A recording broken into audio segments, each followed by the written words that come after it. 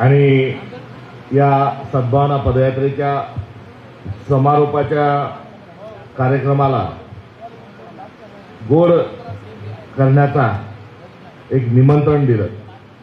मात्र हे निमंत्रण अधिक लोकांपर्यंत मनामनापर्यंत तुम्हाला आपल्याला सर्वांना घेऊन जायचं आहे आणि या सद्भावना पदयात्रेचा समारोप संविधान बचाव रॅलीच्या निमित्ताने या ठिकाणी संपन्न होत आहे आणि आमची आदरणीय नेते मंडळी सगळे याला साथ घालण्याकरता या सूचनेला या ठिकाणी आले। बराच विलंब झालाय त्यामुळे अधिक मी बोलणार नाही। आदरणीय माझ्या नेतृत्वाचा आहे, मी मनपूर्वक आदरणीय एवढाच माफक उल्लेख त्यांचा करतो, त्याकरता त्याची क्षमा आणि परवानगी दोन्ही मागतो। आणि उपस्थित सर्व बंधुजनो, आजचं वातावरण आपल्या महाराष्ट्रातलं अत्यंत विदारक स्वरूपात एक चित्र आणि परिस्थिती निर्माण झालेली आहे। माणसं आडनावावरून त्याचा अंदाज घ्यायला लागली आहे। जाती जातीत पंथात धर्मात आता आपला महाराष्ट्र विभागला जायला लागलाय। हा एक दुर्दैवी एक चित्र आपल्या महाराष्ट्राचं आहे। सामान घ्यायला जाताना जातीच्या माणसाकडून आणा, लग्नाला बोलवताना त्यालाच बोलवा, कधी नव्हे असं एक चित्र निर्माण झालंय। आपण शिवशाहू फुले आंबेडकरांचा महाराष्ट्र म्हणतो, आपण वारकरी संप्रदायाचा महाराष्ट्र म्हणतो, आपण गाडगे महाराज तुकडोजी महाराजांचा आपला महाराष्ट्र म्हणतो, पुरोगामी नावाचा एक शब्द आपण आपल्या महाराष्ट्राला लावतो आणि हा सर्व शब्द लावत असताना सेनापती बापटांनी सांगितलंय, जर महाराष्ट्र वाचला तरच देश वाचेल, महाराष्ट्र धर्म जर वाचला तरच हिंदवी स्वराज्य टिकेल, हिंद टिकेल। आणि ह्या सगळं आपल्या लौकिकाकडे बघत असताना आज महाराष्ट्र नासवाय करता एक विचार, एक प्रवृत्ती नवे तर सत्ताधारीच पुढे गेले। कोणत्याही निवडणुका आगामी काळात नाही आणि पक्षीय अभिनिवेशामध्ये बोलण्याची कुठली आवश्यकता नाही। मात्र जो भी बोलेंगे सच बोलेंगे, सच के सिवा कुछ नहीं बोलेंगे, ही भूमिका घेऊन सगळ्या नेत्यांच्या पाठबळाच्या माध्यमातून आज काँग्रेस ही लोकांपर्यंत सद्भावनेचा प्रचार प्रसार नव्हे तर सद्भावना आपल्याला सगळ्यांना सांभाळली पाहिजे, वृद्धिंगत केली पाहिजे, हा एक मंत्र घेऊन आम्ही निघालेलो आहोत। पहिले मस्ताचौक ते बीड या ठिकाणी एक ऐतिहासिक पदयात्रा झाली। सर्वसामान्य माणूस त्यामध्ये सहभागी झाला। त्याला कुठेतरी दोन जातींमध्ये तो झगडा आहे अशा प्रकारचं एक चित्र निर्माण झालं। दुसरी सद्भावना पदयात्रा ही रेशीमबाग लगतचा जो महालचा भाग आहे नागपूरचा त्या ठिकाणी झाली आणि भारतीय जनता पार्टी आणि राष्ट्रीय स्वयंसेवक संघ हा राजकारण कसं करतोय, दंगली कशा घडून आणतोय, या अनुषंगानं त्याही ठिकाणी सद्भावनेचा हाक आपण थेट संघाला आणि भाजपलाही घातली, तिथे आपली यात्रा झाली। नाशिकला कुठेतरी हिंदू मुस्लिम तणावाच्या सारखं एक चित्र निर्माण झालं होतं, नाशिकलाही आपली सद्भावना पदयात्रा झाली आणि आज परभणीमध्ये एक जातीय तेढ निर्माण झाली। कोणी म्हणतं हे झालं, कोणी म्हणतं ते झालं, कोणी म्हणतं असं झालं, कोणी म्हणतं तसं झालं, कोणी म्हणतो नुकसान यांचं जास्ती झालं, कोणी म्हणतो अत्याचार यांच्यावर जास्ती झाला। मात्र एकंदरीत या सगळ्या याची गोळाबेरीज काय तर इथलं वातावरण ढवळून निघालं, इथलं वातावरण गढूळ झालं आणि माणसाचा माणसावरचा, जातीचा जातीवरचा, धर्माच्या धर्मावरचा विश्वास कुठेतरी हा हलायला लागला। अशा प्रकारचं एक चित्र आणि एक संदेश हा दिला गेला। राहुल गांधी या ठिकाणी सद्भावनेचा मंत्र घेऊन आले। येत असताना शोषितांच्या, पीडितांच्या, दलितांच्या डोळ्यातल्या अश्रुपुष्पाचं एक राष्ट्रीय कर्तव्य राहुल गांधी पार पडतात आहे। त्यांचा इथे येण्याचा हेतू शुद्ध होता की इथलं वातावरण हे शांत व्हावं, गुण्यागोविंदांनी सगळ्यांसोबत राहावं आणि हवालदिल झालेला जो वर्ग आहे त्याला दिलासा मिळावा। त्यावेळेस ते एका विशिष्ट दौऱ्यावर आल्यामुळे हा सद्भावनेचा मंत्र त्यांनी सर्वांच्यापर्यंत कदाचित पोहोचू शकला नसला। मात्र आज त्यांचे दूत म्हणून आम्ही आपल्या सगळ्यांपर्यंत हा विस्तारित स्वरूपाचा कार्यक्रम घेऊन 2 दिवस पदयात्रेच्या निमित्ताने चाललो। विजू काल ऊन होतं, 44चं तापमान होतं आणि भर दुपारी 2 खासदार महोदय असतील, आपल्या सतीश पाटील साहेब असतील, नितीन राऊत साहेब असतील, हे रस्त्यावरून पदयात्रेच्या निमित्ताने चालत होते। सगळ्यांच्या अंगात घाम होता आणि अशा परिस्थितीत चालत असताना लोकांचाही सहभाग हा वाखाणण्यासारखा होता आणि सर्वजण एक दिलाने एक मताने आणि कुठल्याही उन्हाची आणि वातावरणाची पर्वा न करता सद्भावने करता घाम गळत होते, हे आपल्या सगळ्यांच्या उपस्थितीत आणि साक्षीनं मी नेतृत्वाला या ठिकाणी सांगू इच्छितो. आपल्याला अपेक्षित असणारा जो महाराष्ट्र आहे हा गुन्हा गोविंदाने राहण्यासारखा आहे, हा बगीचा आहे, हा चांगला राहावा, हा आपला हेतू आहे. मात्र आता मंत्रिमंडळच वेगळं झालेलं आहे. गुलिस्ता म्हणजे बगीचा, बर्बाद है गुलिस्ता के लिए, बर्बाद है गुलिस्ता के लिए बस एक ही उल्लू काफी है. यहाँ हर शाख पे उल्लू बैठा है, अंजाम गुलिस्ता क्या होगा. अशी परिस्थिती आज महाराष्ट्रात आहे. सगळं महाराष्ट्रात विचित्र. कोणी म्हणतं मस्जिदीच्या आत, मंत्री म्हणतात मस्जिदीच्या आत मारू. कोणी म्हणतं की शेतकरी जो आहे हा कर्ज घेतो, कर्जमाफी घेतो आणि स्वतःच्या मुलीच्या लग्नात पैसे उडवतो. कोणी म्हणतं 1 रुपया भिकारी घेत नाही, मात्र आम्ही तुम्हाला पैसे देतो. बेताल बेताल बेताल वक्तव्य करताय. तर एवढंच नाही तर बेतालपणाचा एक अत्यंत उत्कृष्ट नमुना हा परभणीवासियांनी बघितलं. एक उपमुख्यमंत्री आले, काही 12 का 15 का 16 विभागाचा त्यांनी आढावा घेतला. किती विभागाचा? 12 विभागाचा. आणि 12 विभागाचा घेता घेता काय आलं की सगळ्यांनी तक्रार केली की इथला जो अधिकारी आहे तो 2% पैसे घेतल्याशिवाय सही करत नाही. त्याची बदली केली. अरे बदली काय करता? पोलीस केस करा. आणि तुम्हीच म्हणता पैसे खाता, तर तुम्ही पैसे खाणाऱ्याची बदली करून त्याच्याबरोबर पांघरून कसे घालता. मात्र हा झाला पहिला भाग. आता मन भरलं नाही. दुसरा उपमुख्यमंत्री म्हणतो तेरी कमीज से मेरी कमीज सफेद कैसे. तू गेला आता मला मी कसं काय थांबो. आता दुसरे उपमुख्यमंत्री महोदय पुन्हा परभणीत येतात आहे, पुन्हा 12 खात्याचा अहवाल घेतात आहे. अरे काय तुम्ही एक पुढे एक मागे याचं भाषण झालं त्याचं झालं नाही. हा तुमचा मान अपमानाचं नाट्य आम्हाला बघण्यात काही स्वारस्य नाही. मात्र तुम्ही जे आग लावलेले धंदे करताय, तुम्ही जो महाराष्ट्र पेटवण्याचे जे धंदे करताय, तुम्ही सद्भावना तळ्यात नेण्याचे धंदे करताय, याचा आम्ही तीव्र शब्दामध्ये या ठिकाणी निषेध करतो. वेळेअभावी आज बोलता येणार नाही. मात्र आज शेतकऱ्यांचं चित्र काय, परिस्थिती काय. परभणी जिल्ह्यामध्ये आदरणीय रमेश सर सिनीथला जी, यहाँ भीड़ के एक किसान परिवार ने, जो महिला उम्मीद से थी, जो प्रेग्नेंट थी, उस महिला ने अपने पति के साथ किसान महिला ने सुसाइड कर दिया.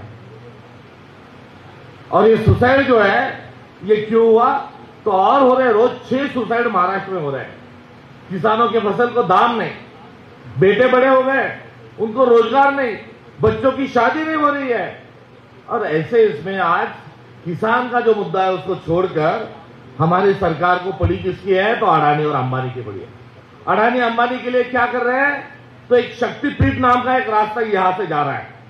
अपने नांदेड़ के खासदार महोदय भी उनके यहां से परभणी से ऐसा वो जा रहा है. और शक्तिपीठ कहां जा रहा है, तो सेंट्रल इंडिया से यानी नागपुर से जा रहा है गोवा तक. अब इसकी मांग नहीं. और ऐसी कौन सी शक्ति पिलाने के लिए आप महाराष्ट्र के लोगों को गोवा भेज रहे हो, इसका भी जवाब सरकार ने देना चाहिए कि गोवा में शक्ति लेने के लिए नहीं, तो जो मस्ती में आते हैं लोग या मस्ती को खामोश करना चाहते हैं वो जाना पसंद करते हैं.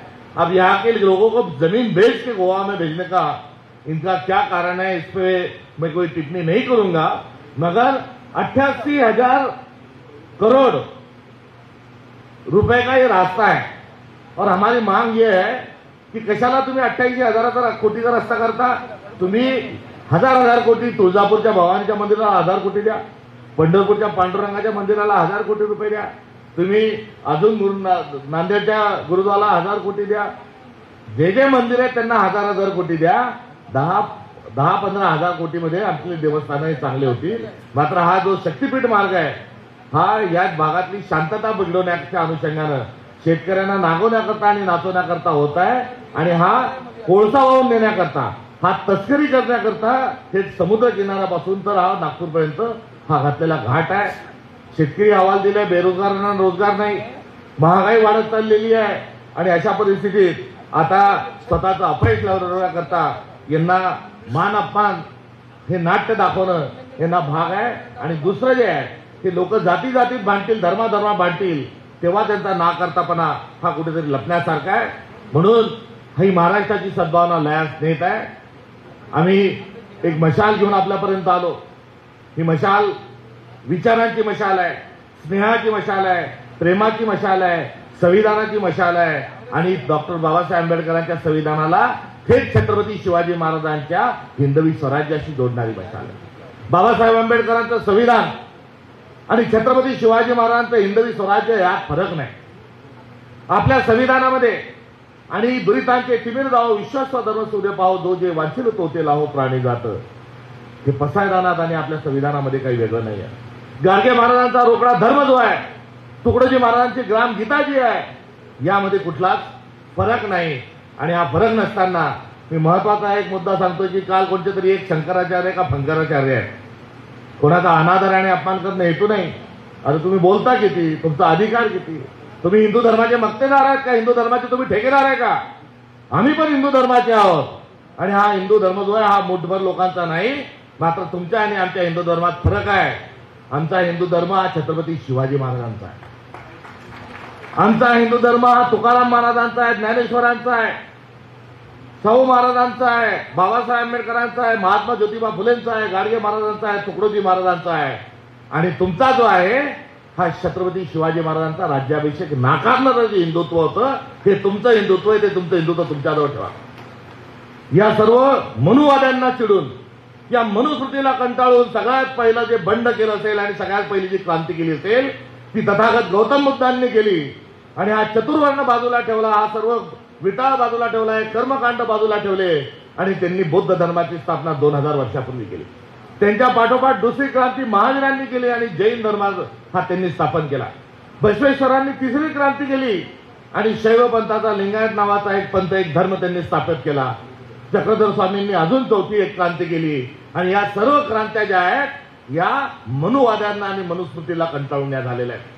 पुढे वारकरी संप्रदाय निर्माण झाला आणि या वारकरी संप्रदायाने पहिले बहुजन समाजातले संत हे तुम्हाला मला दिले. महार समाजातला, तत्कालीन महार समाजातला संत चोखोबा नावाचा एक संत दिला. तुकाराम महाराज हा बहुजन समाजातला एक संत दिला. नरेंद्र सोनार हा सोनार समाजातला संत दिला. सावता माळी नावाचा माळी समाजातील एक संत दिला. पुढे अजून वेगवेगळ्या समाजातले संत हे मिळाले. आणि तुकारामाच्या ज्या गाथा आहेत त्या तुकारामाच्या गाथा बहुजन समाजाला या शहाणं करायला लागल्या. हिंदू म्हणून आज आपण मिरवत आहात, मात्र तुकाराम महाराजांना कसं संपवलं आणि कोणी संपवलं आणि त्यांच्या गाथा या इंग्रजांनी कोणी टाकल्या हे आपल्याला सांगितलं पाहिजे. आणि सांगत असताना शिवाजी महाराजांनी एकामागे एक गड किल्ले जिंकले, रयतेचं राज्य स्थापन करण्याचं स्वप्न बघितलं, मावळे सोबत आले आणि आता अशी एक वेळ आली की शिवाजी महाराजांचा राज्याभिषेक होणार. तेव्हा या पंचांग पाहणाऱ्यांनी, या मनुस्मृतींनी आणि शंकराचार्याची भाषा बोलतात आहे, भाजपची भाषा बोलते, राष्ट्रीय स्वयंसेवक भाषा बोलते, यांची जे बाप असतील, यांचे जे पूर्वज असतील आणि ज्या मुशीतून हा विचार तयार झालाय भाजपचा आणि संघाचा, त्यांनी पंचांग पाहून सांगितलं की शिवाजी महाराजांचा राज्याभिषेक होऊ शकत नाही. का होऊ शकत नाही तर शिवाजी महाराज शूद्र आहे आणि शिवाजी महाराज शूद्र असल्यामुळे राज्याभिषेक होऊ शकत नाही. मित्रांनो, ज्यांनी शिवाजी महाराजांचा राज्याभिषेक होऊ शकत नाही सांगितलं तो आमचा धर्म नाही. आमचा धर्म, आमचं हिंदुत्व जे आहे हे शाहू फुले आंबेडकरांचं हिंदुत्व आहे, गाडगे महाराज तुकडोजी महाराजांचं आहे. वारकरी संप्रदायाची जी भगवी पताका आहे ती आमच्या खांद्यावर आहे. आणि आपल्या या हिंदुत्वामध्ये स्पृश्यता नाही, आपल्या या हिंदुत्वामध्ये संस्कृती आहे, परंपरा आहे. आणि त्यांच्या हिंदुत्वामध्ये स्पृश्यता आहे, लहान मोठं आहे. त्यांच्या हिंदुत्वात सांगितलेलं आहे की जो बहुजन समाजाचा माणूस वाचेल, जो शिक्षण घेईल, त्याचे डोळे गरम सळया करून डोळे फोडून टाका. जर शास्त्र बहुजन समाजातला कोणी ऐकत असेल तर त्याच्या कानामध्ये गरम उकळतं शीस टाका. हे मी नाही सांगत आहे, कोण सांगतंय? हे मनुस्मृती सांगताय. आणि याच मनुस्मृतीच्या विरोधात वागल्यामुळे सावित्रीबाई फुलेंच्या अंगावर शेण टाकल्या गेलं, दगड मारल्या गेले. सावित्रीबाई फुले काय काम करत होत्या? तर मुलींना शिक्षण देण्याचं काम करत होते. आणि मनुवादी काय म्हणत होते? तर मनुवादी म्हणत होते की मुली जर शिकल्या, महिला जर शिकली, स्त्री जर शिकली तर धर्म बुडेल. अरे हा धर्म बुडवायचा का काय? तुम्ही बुडवा, आम्ही बुडवलेलाच बरा. मात्र जो धर्म सावित्रीबाई फुलेंना विरोध करत असेल त्यांनी कृपा करून आम्हाला शहाणपणा शिकू नये. आम्ही बहुजनांचा हित आहे, बहुजन सुख आहे. जी संत परंपरा आहे, जी आध्यात्मिक परंपरा आहे, जी संस्कृती आहे, या संस्कृतीचा आम्हाला अभिमान आहे. आणि या संस्कृतीचा अभिमान किती आहे तर आपल्या संविधानामध्ये रामाचा फोटो आहे, राम लक्ष्मण सीतेचा फोटो आहे, हनुमान संजीवनी पर्वत घेऊन चाललाय. निलगिरी पर्वत संजीवनी बुटीसाठी घेऊन चाललाय तो फोटो त्यामध्ये आहे, शिवाजी महाराजांचा फोटो त्यामध्ये आहे, त्यामध्ये आणि कृष्णाचा फोटो त्यामध्ये आहे, गुरु गोविंद सिंगाचा फोटो त्यामध्ये आहे, गुरु नानकांचा फोटो त्यामध्ये आहे, बुद्धांचा फोटो त्यामध्ये आहे, महावीरांचा फोटो त्यामध्ये आहे. आणि ही वारकरी संप्रदायाची जी असणारी परंपरा आहे ही संविधानामध्ये जोडलेली आहे. आपला संविधान हे शिवाजी महाराजांना मानणार आहे.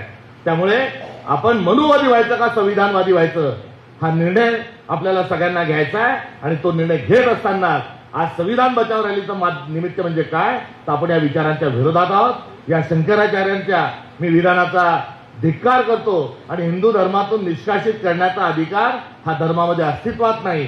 हा सहिष्णुतेचा जो भाव आहे हा भाव असताना त्या शंकराचार्यांनाही सुबुद्धी दे दयागणा आणि दुर्बुद्धी दूर कर ही प्रार्थना मी पसायदानाला साक्षी ठेवून या ठिकाणी करतो. कारण आमचं पसायदान आम्हाला काय सांगतं तर जे खळांची व्यंकटी सांडो तया सत्कर्मी रती वाढो भूता परस्परे जडो मैत्र जीवा. हा संविधानाचा आणि अर्थात पसायदानाच्या विचारानं त्यांना सुबुद्धी देण्याची प्रार्थना आजच्या या कार्यक्रमाच्या निमित्ताने या ठिकाणी करतो. जनगणना जी आहे ती जनगणना सगळ्यांच्या हिताची आहे. मराठवाड्यामध्ये आल्यानंतर मराठा आरक्षणाचा एक मुद्दा ज्वलंत आहे आणि मराठा आरक्षणाच्या निमित्तानं वातावरण ढवळून निघलंय. कुठेतरी माणसात जाती भेद लागलाय. मात्र राहुल गांधींनी आणलेली जर जातीनिहाय जनगणना जर झाली तर त्यामध्ये मराठा किती जात आहे किती समाज आहे त्याची संख्या सुनिश्चित होईल आणि ती संख्या सुनिश्चित झाल्यानंतर मराठा समाजाला आरक्षण मिळेल. ओबीसीला केवळ 17% जे अडकून ठेवलंय ते 17%तलं अडकून ठेवलं जे कारण 17%मध्ये एक काळ 52% म्हणजे 17% किती टक्के ओबीसी समाज आहे 70%.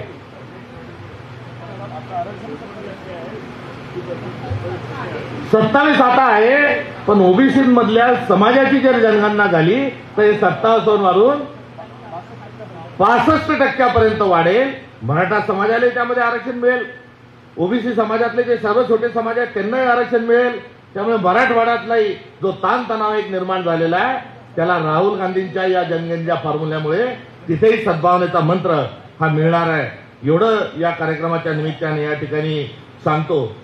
या शहरामध्ये सूर्यवंशी आणि विजयजी वाकोडे यांच्या मृत्यूच्या बलिदानाच्या पार्श्वभूमीवर जे एक महाराष्ट्रभरामध्ये जो संदेश गेला होता त्या अनुषंगानं संविधानाचं संरक्षण आणि संवर्धन करण्याकरता आम्ही पण त्या विचाराशी सोबत आहोत.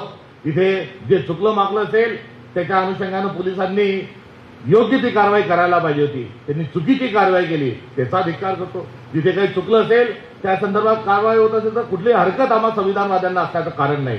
मात्र आपण दचा मा केला. या ठिकाणी कोणता तो आंबे खाल्ल्यावर मुलगा होतो म्हणणारा माणूस आला. त्यांनी तेढ निर्माण केली. त्यांनी द्वेष पसरवला आणि त्यांनी द्वेष पसरवल्यामुळे 2 परभणीकरांमध्ये ज्या ठिकाणी जे भांडणं लागली आता त्या भांडणांचाही या ठिकाणी उहापोह करण्याचा त्या आज वेळेचा अभाव आहे. मात्र तो उहापोह होऊ शकत नाही. मात्र आज संविधानाची मात्रा आम्ही काँग्रेसमध्ये घेऊन येत असताना परभणीकरांनी गुण्यागोविंदान राहावं ही हात जोडून आपल्या सगळ्यांना या ठिकाणी विनंती आहे. समज गैरसमज बाजूला ठेवा. आपण सर्व बहुजन आहोत. आज शिवाजी महाराजांच्या पुतळ्याला अभिवादन केलं कारण हिंदवी स्वराज्य त्यांचं होतं आणि संविधानाला अर्थात बाबासाहेबांना अभिवादन केलं कारण हिंदवी स्वराज्यांना शब्दबद्ध आणि कायदेबद्ध करण्याचं काम ते बाबासाहेबांच्या संविधानामध्ये झालंय.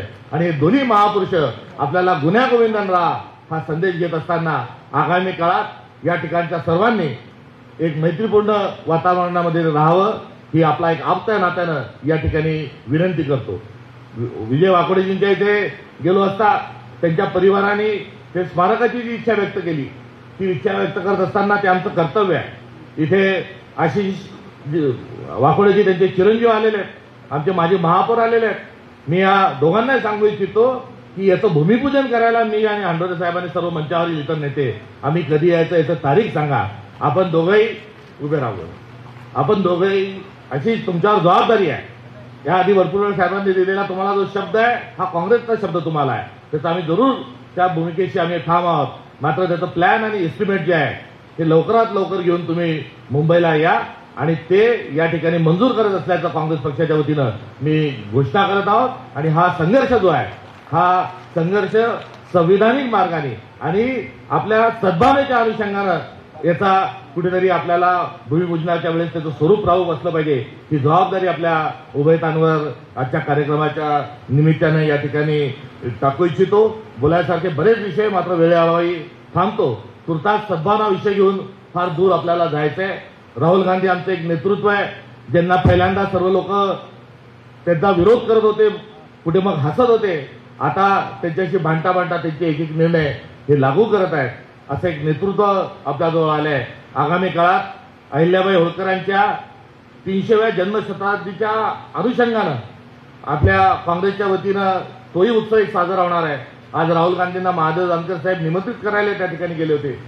औरंगाबादला ओबीसीचा मेळावा जो आहे, हा आमचे ओबीसी संघाचे ओबीसी विभागाचे माळीसाहेब, उपाध्यक्ष रागसाहेब आलेले आहेत. तोही एक कार्यक्रम आपला होणार आहे. नांदेडचे खासदार साहेब आलेले आहेत. तिथे जातीनिहाय जनगणना आणि पर्यायाने सर्वांना आरक्षण, मराठा सर्वांना आरक्षण जे मिळणार आहे त्याची प्रयोगशाळा ही तेलंगणा होती. आणि तेलंगणाचे मुख्यमंत्री रेवंत रेड्डी यांच्या उपस्थितीमध्ये एक आनंद उत्सव सोहळा हा नांदेडला आपला आगामी काळामध्ये हा संपन्न होणार आहे. यामध्ये आपण सर्वांनी जरूर सहभागी व्हावं, एवढंच या निमित्तानं बोलतो. ही पदयात्रा वडफळकर साहेब, आपण जिल्हा काँग्रेस कमिटीचे अध्यक्ष, काँग्रेसचे नेते, आपल्या नेतृत्वात आमचे शहर अध्यक्ष असतील, आमचे मोहनदादा असतील, गणेशराव पाटील साहेब असतील, आपले ह्या प्रदेश पातळीवरून जरी आले असतील, मात्र आपण आणि आपल्या सगळ्यांसोबत आणि अर्थात आजचे अन्नदाते या आणि सोबतीला सर्व आपल्या परभणी जिल्ह्यातील सर्व टीम यांनी जे मन लावून ही पदयात्रा या ठिकाणी केली. या पदयात्रेचा जो हेतू आहे हा समजून घेण्यात, समजून सांगण्यात थोडासा आपल्याला विलंब जरी झाला असला, मात्र देर आहे दुरुस्त आहे, ही आजची आपली बसणारी कृती आहे. महिनाभर आधी आपण केलं तर अधिक चांगलं झालं असतं, मात्र हरकत नाही. आजही हा विषय घेऊन या ठिकाणी खुलेपणाने चर्चा करण्याची एक आवश्यकता आहे. कारण आपण बहुजन समाज सर्व एकत्र होणं ही काळाची गरज आहे. कुठे आंबेडकरी जनता असेल, शिवाजी महाराजांना मानणारे असतील, मुस्लिम बांधव असतील, ओबीसी बांधव असतील, यामध्ये भांडणं लावल्याशिवाय आपलं जमत नाही, असा एक विचार हा भाजपचा झालेला आहे. म्हणजे भाजप काय करताय, मंत्रिमंडळामध्ये बेताल वक्तव्य करतात आहे. दुसरा काय करतात आहे तर जाती जातीमध्ये भांडण लावतात आहे. आणि तिसरा कोणता आइटम है, सेनीतला जी कल जो बीजेपी के प्रदेश अध्यक्ष है उन्होंने उनके मीटिंग में, उनके पदाधिकारी की मीटिंग में बोला कि जाओ और कांग्रेस के जो नेता है, कार्यकर्ता है, उनको फोड़ो, उनको अपने दल में लाओ, वो अपने दल में लाना ये तुम्हारी ड्यूटी है. अरे आपका गवर्नमेंट है, आपकी गवर्नमेंट की स्कीम बताओ, आपका एजेंडा बताओ. ये हमारी पार्टी फोड़ने की जो बात आप कह रहे हो ये बहुत ही दुर्भाग्यपूर्ण आहे. कारण त्यांच्याजवळ काम करायसाठी काही नाही, त्यांना जनाधार नाही. मोदी नावाच्या माणसाचा चेहरा लावतात, मात्र आता मोदींचे कोणी ऐकत नाही. फडणवीसांचं तर ऐकायचा प्रश्नच नाही. भाजप आता पोकळ जातून झालेली आहे आणि काँग्रेसचे लोक घेतल्याशिवाय आपण निवडून येत नाही हे त्यांच्या ध्यानात आलेलं आहे. भाजपच्या मंत्रिमंडळात अर्ध्यापेक्षा अधिक काँग्रेसवाले आहेत आणि आता कार्यकर्तेही ते फोडायला निघालेले आहेत. त्यामुळे भाजप हे काँग्रेसचे नेते आणि कार्यकर्ते खाणारी चटकी नाही, मात्र काँग्रेसजवळ कार्यकर्त्यांची फॅक्टरी आहे. आमचे लोक इतके तुमच्याकडे येतील आणि ते तुमच्या लोकांचंही जीव वापस कधी येतील याला काही जास्ती आता वेळ नाही. एक वेळ असेल की कुठून घेतले बाबा हे लोक, ते तर गेले त्या गेले, पण आपल्या लोकांचं मतपरिवर्तन करून गेले. कारण जाणारा माणूस हा भाजपच्या विचारांनी प्रभावी होत जात नाही. जाणारा माणूस सत्तेसाठी जात आहे. सांगतो पण की मी सत्तेसाठी चालतो. जो माणूस सत्तेसाठी चालतो तर जहाज बुडायला लागल्यावर काय होतं ही टिप्पणी मी करणार नाही, मात्र हे परत फिरल्याशिवाय राहणार नाही. मग आमचं मंचावर नेतृत्व ठरवेल की यांना घ्यायचं का नाही घ्यायचं. मात्र भाजप हा सत्तेमुळे आता हा पुढे जात आहे. काल सरते शेवटी एवढं सांगतो की काल नरसिंहच्या मंदिरामध्ये त्यांच्या पुढे आम्ही साकडं सद्भावनेचं घालून पदयात्रा आमची निघाली. आणि ती निघत असताना संकेत काय असतात बघा. नरसिंह म्हणजे काय तर प्रल्हाद नावाचा एक भक्त होता आणि तो नारायण नारायण परमेश्वराचं नाव घ्यायचा. आणि हिरण्यकश्यपू जे आहे ते म्हणायचे की ते देवाचं नाव नको घेऊ, नारायणाचं नाव नको घेऊ, माझं नाव घे. तो म्हणायचा नाही जमणार. हे खूप म्हटलं शेवटी प्रल्हादाला आता ऐकून दबाव आणून सगळं झालं आणि सांगितलं की आता तुझा शिरच्छेद करतो, कुठे तुझा देव. आणि अशा वेळेस हिरण्यकश्यपूला सांगितलं होतं की त्याला असा वरदान दिलं होतं ब्रह्मदेवानी की तू सकाळी मरणार नाही, दुपारी मरणार नाही, संध्याकाळी मरणार नाही, सूर्यास्त असताना मरणार नाही, सूर्यास्त झाल्यावर मरणार नाही, तू बाईच्या हातून मरणार नाही, तू माणसाच्या हातून मरणार नाही, तू प्राण्याच्या हातून मरणार नाही, तू अंधारात मरणार नाही, उजेडात कोणीच मारू शकत नाही. आणि अशा वेळेस नृसिंह हा खंब्यातून आला आणि त्यांनी हिरण्यकश्यपूचा वध केला. आता हे भाजप या हिरण्यकश्यपू सारखंच वागतंय. त्याला वाटतंय आम्ही कधी पाडणारच नाही, आमची हारच नाही, आता 29ला आम्ही नंतरही आणि आता आम्ही अशा आविर्भावामध्ये हिरण्यकश्यपू राक्षसासारखा आज अहंकार भाजपचा झालेला आहे. आणि हा भाजपचा अहंकार आता काँग्रेसवाल्यांना म्हणतोय आमच्या पक्षात ये, नाही तर आम्ही ईडी लावतो, आमच्या पक्षात ये, नाही तर खोट्या केसी तुझ्यावर टाकतो, आमच्या पक्षात ये, तुला ठेका देतो, आमच्या पक्षात ये, तुला ओरलीचं दुकान टाकून देतो, असं सांगून जे होते प्रल्हादासारखे ते बिचारे तगू शकले नाही, ते गेले. मात्र आता जे काँग्रेसचे लोक राहिलेले आहेत हे फक्त प्रल्हादापेक्षा सारखेच हे मोठे आहेत, स्वातंत्र्य संग्राम सेनानी सारखे आहेत.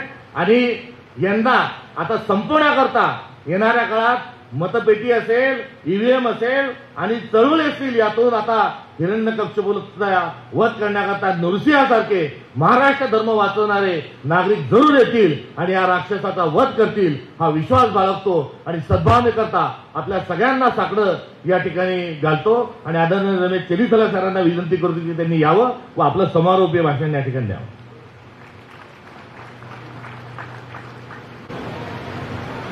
प्रदेश कांग्रेस कमेटी के अध्यक्ष हर्षवर्धन सपकाल जी, हमारे सीएलपी के leader Shri Vijay Wadettiwar ji, CWC member Shri Manikrao Thackeray ji, Arif Naseem Khan ji, Shri Handore ji, AICC secretary Kunal Chaudhary ji, Venkatesh ji, member of parliament Shri Kalyan Kale ji, Devendra Chauhan ji, Suresh Warpudkar ji, Nadeem Inamdar ji, ex MP Tukaram Range ji, मंच पे उपस्थित हमारे नेतागण, साथियों, सबसे पहले मैं प्रदेश कांग्रेस कमेटी के अध्यक्ष हर्षवर्धन सपकाल जी को आपके सबके तरह से मैं उनको अभिनंदन करना चाहता हूं और उनको आभार व्यक्त करना चाहता हूं. उन्होंने पद स्वीकार करने के बाद ये पदयात्रा 4 जगहों पे पदयात्रा की है. पहले तो बीड़ में था, बीड़ में उनके पदयात्रा के बाद मंत्री महोदय को इस्तीफा देना पड़ा. उसके बाद नासिक में पदयात्रा हुआ था. यहाँ और नागपुर में जब दंगा हुआ था उसी समय नागपुर में भी सद्भावना यात्रा की आयोजित की, मैं भी उसमें शामिल किया था. अभी परभनी में उन्होंने कल और आज जो पदयात्रा की है और सद्भावना की संदेश देश को देने के लिए जो काम किया है, ऑल इंडिया कांग्रेस कमेटी के तरफ से मैं प्रदेश कांग्रेस कमेटी के अध्यक्ष सपकाल जी को और आप सबको मैं पुनः धन्यवाद देना चाहता हूं. आप लोग जानते हैं हमारे नेता राजीव गांधी ने सबसे पहले सद्भावना यात्रा का शुरुआत किया था. देश में जाति के नाम पे, धर्म के नाम पे लोगों को जो बांटने का काम चल रहे थे, तभी राजीव गांधी ने देश भर में जाकर के सद्भावना की संदेश पदयात्रा से लोगों को देने के लिए कोशिश की थी. आरिफ नसीम खान ने एक प्रश्न पूछा, आज सद्भावना संदेश देने के लिए, सद्भावना रैली करने के लिए कैसे जरूरत हो गया, इसके पीछे कौन है? इसके पीछे बीजेपी है, संघ परिवार हैं, वो लोग देश की जनता को धर्म के नाम पे, जाति के नाम पे बांटना चाहते हैं। इसके वजह से आज महाराष्ट्र के नहीं, केवल देश भर में जाति के नाम पे, धर्म के नाम पे घृणा की भावना पैदा होते जा रहे हैं। जो नागपुर में जो करना खड़ी, हम सब लोग मिलकर के उसको निंदा करना चाहिए। बीड़ में जो हुआ उसको निंदा करना चाहिए। पिछले कुछ दिनों के पहले राहुल गांधी के साथ हम लोग भी इधर आए थे। परभनी में विजय वाकड़े और सूर्यवंशी, ये दोनों की जो ऊपर जो अत्याचार हुआ है उसके बारे में राहुल गांधी उनके परिवार के साथ बैठ करके सारे सुने। विजय वाकड़े जी ने स्ट्रेस के वजह से उनका मृत्यु हो गया। सूर्यवंशी पुलिस कस्टडी में, कस्टोडियल डेथ, पुलिस कस्टडी में उनका देहांत हो गया। क्या इसके ऊपर कार्रवाई नहीं होना चाहिए? आज महाराष्ट्र की जो सरकार है वो सरकार इन कुकर्म के बारे में कुछ नहीं बोलते हैं। मुख्यमंत्री इसके बारे में क्या बोल रहे हैं? मुख्यमंत्री गृह मंत्री भी हैं, उनके जिम्मेदारी बनते हैं। ऐसी करना महाराष्ट्र के धरती पे नहीं होना चाहिए। लेकिन लॉ एंड ऑर्डर सिचुएशन बहुत खराब चल रहे हैं। हर रोज इसी तरह की घटना महाराष्ट्र में होते जा रहे हैं। इसलिए प्रदेश कांग्रेस कमेटी के नेतृत्व में सद्भावना की यात्रा करने का आयोजित की। आप सब लोग कल और आज इसमें पार्टिसिपेट की है। आने वाले दिनों में प्रदेश कांग्रेस कमेटी के नेतृत्व में और हम लोग सद्भावना रैली निकालेंगे और संविधान बचाने के लिए भी हम लोग मोर्चा निकालेंगे। अखिल भारतीय कांग्रेस कमेटी के नेतृत्व में देश भर में अभी संविधान बचाओ सम्मेलन होते जा रहे हैं। हर प्रदेश में इसका आयोजित हो रहे हैं। हमारे ये रैली भी संविधान बचाने का संदेश जनता के बीच में देने के लिए भी एक कोशिश में है। बाबा साहब अम्बेडकर ने हमको संविधान दी। कांग्रेस पार्टी ने इस संविधान को बचा करके आगे चले, लेकिन अभी संविधान को खत्म करने का साजिश चल रहे हैं। बीजेपी और नरेंद्र मोदी सरकार संविधान को खत्म करने की जो काम कर रहे हैं उसके खिलाफ हमको जागरूक होकर काम करना चाहिए। हमारे प्रिय नेता राहुल गांधी ने 4 साल से जाति जनगणना के बारे में बताते हैं। नरेंद्र मोदी ने कितने बार बोला राहुल गांधी जाति का राजनीति करना चाहते हैं। राहुल गांधी के खिलाफ नरेंद्र मोदी ने बताया जाति के राजनीति करना चाहते हैं, जाति के नाम पे लोगों को बांटना चाहते हैं। दोस्तों, राहुल गांधी ने जो निर्णय लिया था, राहुल गांधी ने लगातार काल सेंसस के ऊपर बताया, अंत में नरेंद्र मोदी और उनकी केंद्रीय सरकार को राहुल गांधी ने जो मांग किया वो स्वीकार करना पड़ा, लागू करना पड़ेगा और हम लोग मिलकर के उसके लिए काम करेंगे। राहुल गांधी और कांग्रेस पार्टी जाति जनगणना के ऊपर क्यों बोले? इस देश के 90% लोगों को सत्ता में भागीदारी नहीं है। हमारे देश की सामाजिक व्यवस्था में उनका भागीदारी नहीं है। उनको भागीदारी देने के लिए राहुल गांधी ने जाति जनगणना के बारे में लोगों को बताई। उन्होंने बोला 50% की जो लिमिट है रिजर्वेशन का उसको हटा देंगे।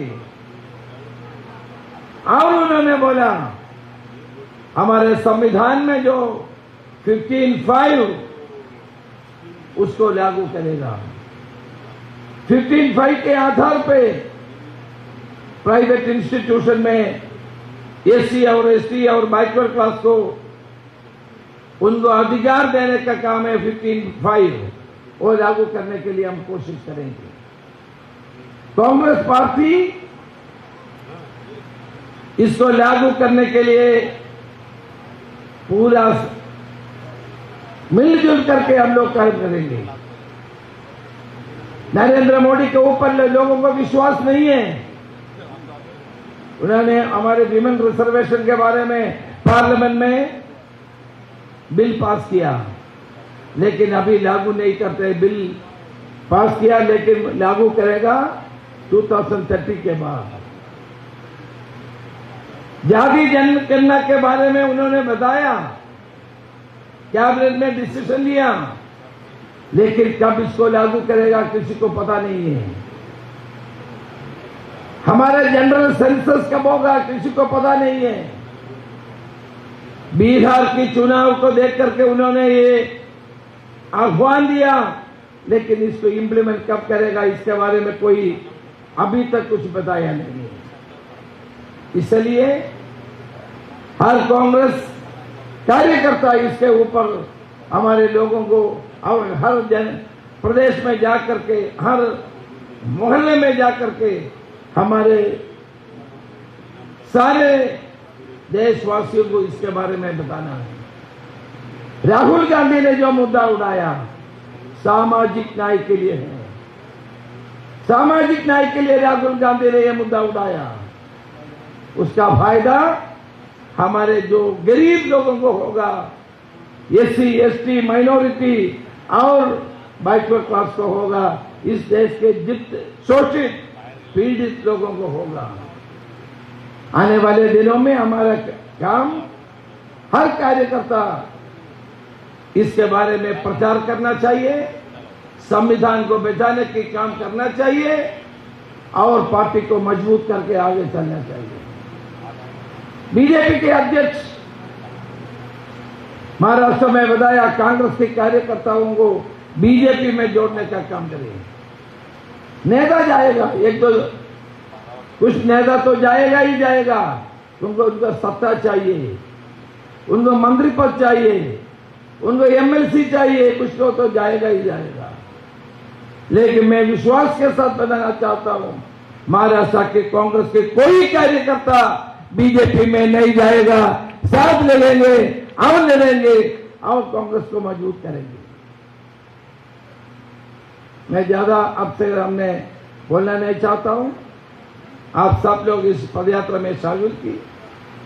हमारे नेता राहुल गांधी ने जो मुद्दा उठाया, वो मुद्दा को हर जगह पे पहुंचाने का काम आपको करना है। संविधान को बचाने के भी काम आपको करना है। महाराष्ट्र में कांग्रेस सक्षम है।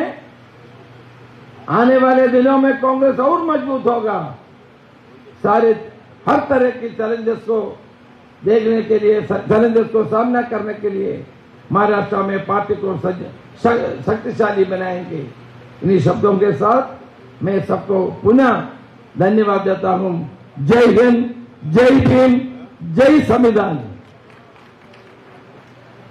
परभणी शहर काँग्रेसचे अध्यक्ष नदीम इनामदार आभार प्रदर्शन करतील। नंतर राष्ट्रगीत होईल आणि राष्ट्रगीत झाल्यानंतर राष्ट्रगीत शुरू करेंगे। शुरू कर। गण मन अधिनायक जय हे भारत भाग्य विधाता। पंजाब सिंध गुजरात मराठा द्राविड उत्कल वंग। विंध्य हिमाचल यमुना गंगा उच्छल जलधि तरंग। तव शुभ नामे जागे, तव शुभ आशीष मागे। गाहे तव जय गाथा, जनगण मंगलदायक जय हे भारत भाग्य विधाता जय हे जय हे जय हे जय जय जय जय हे भारत माता की तिरंगी झेंडे की भारतीय संविधानाचा देशाला स्वातंत्र्य